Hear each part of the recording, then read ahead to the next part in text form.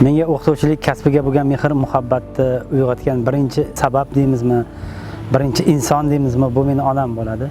Mana shu muvaffaqiyatlariga sobit qadamlik bilan erisha olishdadir. Bir baho qo'yar, daftarlarni tekshirardilar-da. O'sha payt daftarlar bilan suhbat qurardi onam. Men boshda hayron qolardim.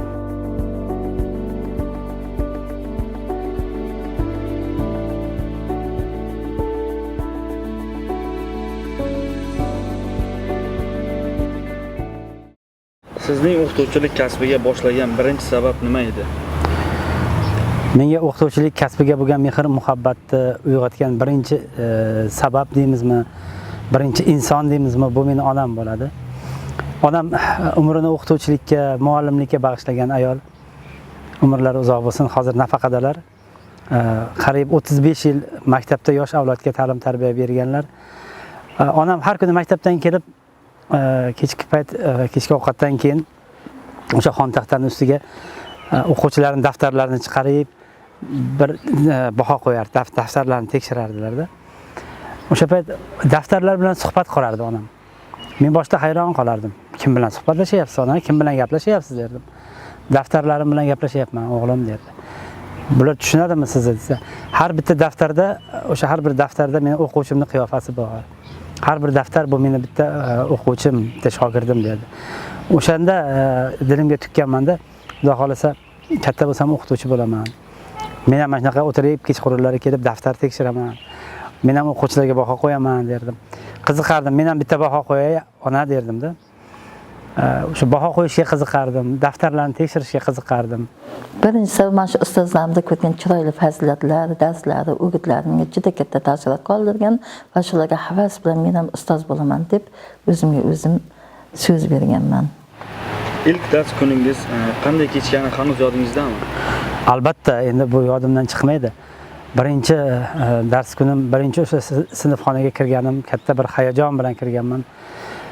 Bu o'sha talabalik paytimda Toshkentda tahsil olganman. Nizomiy nomidagi Toshkent davlat pedagogika universiteti. O'sha paytda amaliyotga chiqarishardi. Hozir ham bor bu narsa. Amaliyotga chiqarishgan bizni. Toshkent shahridagi o'sha katta bir maktabda amaliyot o'taganmiz. Sinfxonaga kirib boryapman, hayajon bosyapti-da. O'sha o'qib yurgan talabalik paytimizda, o'qiyotgan paytimizda biz uchun hech narsa emas edi, qo'rqmasdik. Boramiz, darsga o'tib kelamiz, 25 ta 30 ta bolaga nima qiyinmi deb o'ylardik. Lekin haqiqiy sinfxonaga kirib, jonli sinfxonani ko'rgandan keyin hayajon bo'lar ekan. Endi ilk qadam qo'ygan payti. Keyin o'sha ustozlarimizni daldasi, ularni bergan tarbiyasi bilan o'qituvchilik ilmini ham o'zlashtirib oldik keyin. Ilk bor menga juda ham hayajonli bo'lgan. Chunki biz 2009-yilgacha men har qanday korxona tashkilotlarida ishlab chiqarishlarda, hisobchi, komsomol komitetlarida har xil tashkilotlarda ishlab kelganman va men baribir ustoz bo'laman deb mana shu avtomobil kolleji ish boshlayotgan paytda shu yerga men hujjatlarimni topshirganman, maxsus o'qituvchi bo'lganman. Maxsus o'qituvchi bu buxgalteriya fanlariga barcha yo'nalishlar bo'yicha tadbirkorlik va biznes degan fan o'tillar edi. Mana shu tadbirkorlik va biznes fani menga topshirilgan edi. Eng birinchi marta borganimda juda katta hayajon bilan borganman. Chunki men barcha korxona tashkilotlarida faqat kirilcha alfabetlarda ishlaganman. Lekin endi bu latin alifbosida ular bilan dars o'tish qanday bo'lar ekan deb kechasi bilan o'ylab, hayajon bilan borganman.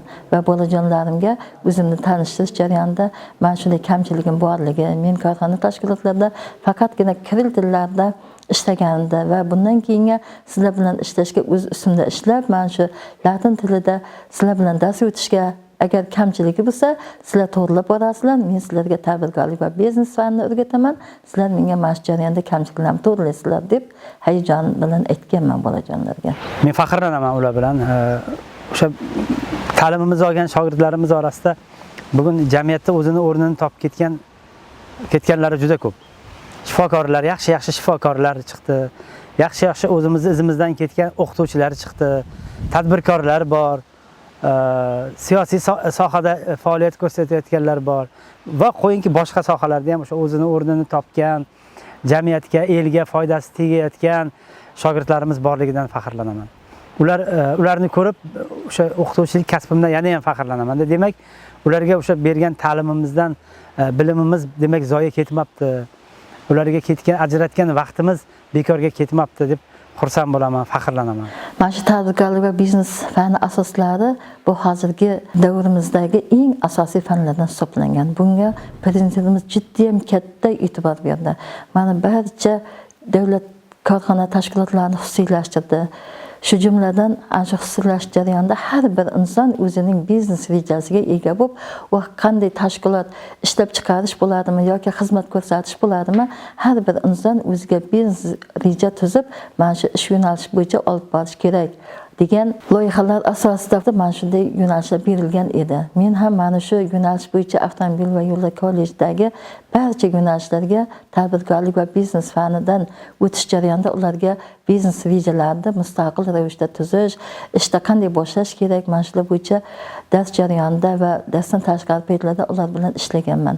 Va shuning natijasida 50 ga yaqin o'quvchilarim Samarqand viloyatidagi o'zlari partiyaning ishbilarmon o'quvchi diplom bilan biznesga loyihalarda qatnashdi va bundan tashqari mening biznes g'oyam ko'rik tanloviga ham qatnashib, shundan 4 tasi mening biznes g'oyam ko'rik tanlovining respublika g'olibi bo'ldi.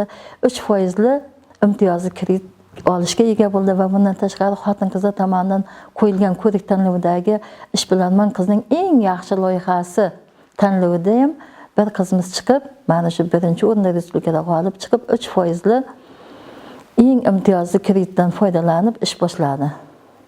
Men mana shular bilan faxrlanaman va bundan tashqari yana Navoiy viloyatlarida shu atrofimizdagi barcha o'quvchilarimni ko'ramanda faxrlanaman. Biri bankda ishlayapti, boshqa biri yana taksichilik qilyapti, boshqa biri yana boshqa sohalarda elektr sohasida ishlayapti.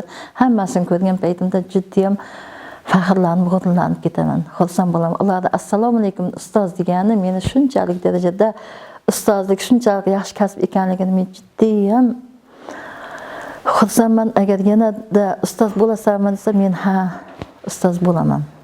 O'sha ustoz shoirimiz Abdulla Oripovning bitta she'ri bor. Hamma yaxshi biladi bu she'rni. Mazmuni shunday, she'rning mazmuni. Men yaxshi zo'r shoirman, meni hamma taniydi. Lekin qaniydi deydi. Meni ham bir marta ustoz deb chaqirsa qaniydi deydi. Demak, o'sha ustoz deb chaqirishini o'zi ko'cha-kuyda, to'y-hashamda shogirdlarimiz ko'rib qolib, ustoz deb chaqirganini o'zi meni ilhomlantiradi. Yaxshi ustoz eng birinchi mukammal ilmli, bilimli bo'lish kerak o'zining sohasi bo'yicha. Undan keyin bolalarga dars o'tish jarayonida ularga mehr, muhabbati xuddi o'zining farzandiga qarash kerak va odob, axloq doirasi hammasi mukammal bo'lish kerak. Mana shunday fazilatlar tufayli ustozlar doim ulug'lanadi. Har qanday insoniy fazilatga ega bo'lish kerak. U shaxsiy namuna bo'la olish kerak. O'zi ta'lim berayotgan o'quvchisiga eng avvalo o'zi shaxsiy namuna bo'lish kerak. To'g'ri so'zlikni o'qitayotgan bo'lsa, o'rgatyaptimi? Demak, o'zi to'g'ri so'z bo'lish kerak. Halollikni o'rgatyaptimi? Halol bo'lish kerak.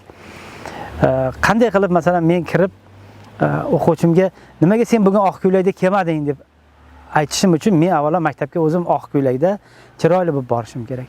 Nimaga sen bugun kechikding degan gapni aytishdan oldin o'zim o'quvchilarimdan oldinroq sinfxonaga kirib borishim kerak.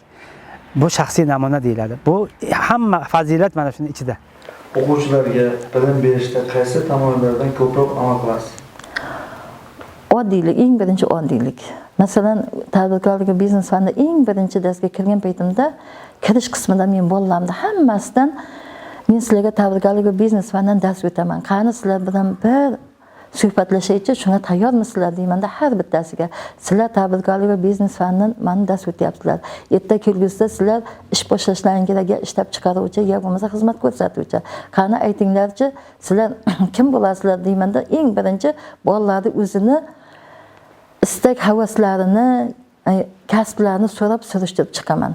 Biri quruvchi bo'lar, biri davlat ishida ishlaydigan kishilar bo'lsa, boshqa biri tadbirkor, biznesmen bo'ladi. Kim bo'ladi? O'zlarini tanlagan kasblaridan xursand bo'laman-da, juda ham yaxshi, sizlarga omad tilayman. Xo'sh, Ana tadbirkorlik va biznes degani bu shunday bir fanki, sizlarni ertaga shunday rivojlantirib yuborasizlar, katta boylarga aylanib ketasizlar. Katta ishlarni, katta korxona tashkilotlar ochasizlar. Xo'sh, shu darajaga yetgandan keyin sizlar nima qilasizlar? Buncha pulda deb so'rayman oxirida. Boyagi bolalar shu kasb bo'yicha voy men shuncha pulim bo'lib ketdi, nima qilay ekanman deb hayajonlanib qoladi-da, nima deganini ham bilmay qoladi. Nima deganini ham bilmay qolgandan keyin bir boshdan so'rab chiqaman. Ba'zi birlar aytadi, men tadbirkorlikka yana pulimda tashlayman, yana ko'paytirib beraman deydi. Hammasi har xil gap aytadi. Lekin bir 10% ganasi mana shunday javob beradi. Men uchun eng yaxshi javob aytadi, agar meni pulim mana shunday ortishib qolsa deydi, men deydi, mana shu qishlog'imdan kasalxona ochaman deydi. Agar men deydi, mana shunday pulim ortib qolsa deydi, men deydi, mana shu deydi maktab yonidan deydi, o'zimga xususiy bir mana shunday ilm fan o'rgatadigan mana shunday nimalar ochaman. Bundan da yana rivojlanadigan darajada qilaman. Bir xillari aytadi, men mana shu yo'lga avtobus qo'yaman, mana shu yo'lda ta'mirlayman degan mana shu chiroyli gaplarni aytadi, men undan quvonib ketaman da, barakalla deyman-da. Keyin boshqa o'quvchilarimga ham keyin aytaman, mana asosiy nimani mana shu o'quvchilarim aytdi. Sizlar ham ertaga nasib bo'lsa mana shunday rivojlanib ketasizlar. Rivojlanib ketgan paytda mana shu qismini ham sizlar ham qilib qo'yishlaring kerak. Mana shu qismini qilsanglargina sizlar ishlaring oldiga yuradi. Tadbirkorlik va biznes faqat pul topish emas. Bu xalqning sharoitidan kelib chiqib, insonlarga yordam berisham degan gapdir. Masalan, Qur'oni Karimda 3 ta nimamiz bor. Farz bo'lgan farzimiz va shundan 5-inchisi, 4-inchisi bu zakot bermoq deyman. Sizlar har zamonda mana shu tadbirkorlik va biznesdan zakot berib turishlaring kerak deb mana shunday nimalar bilan bolajonlarni boshlaganman darslarida. Bugungi yosh avlodni o'qitish bilan o'tgan davr o'quvchilari bilan orasida qanday farq sezasiz? Farqi juda katta. Men o'zimni o'quvchilik davrlarimni eslayman. Maktabni bitirganimizga 30 yildan oshdi. O'sha 30 yil avvalgi o'quvchi bilan bugungi o'quvchining o'rtasida osmon bilan yercha farq bor. Bizning davrimizda telefon yo'q edi, ijtimoiy tarmoqlar yo'q edi. Bizning davrimizda repetitor degan narsalar yo'q edi. Hamma narsa faqat maktabdagi o'qituvchini bergan bilimi bilan baholanardi. O'sha darslik kitobimizdan o'qigan bilimimiz bilan oliy o'quv yurtiga kirardik. O'sha maktabdagi o'qituvchimiz bergan darsi bilan imtihonlarni topshirardik. Bugun unday emas. Bugun o'quvchilarimiz biroz dangasaroq bo'lib ketishyapti. Chunki ularning qo'lida telefon bor. Bugun ustozidan ololmayotgan javobini u telefondan olyapti.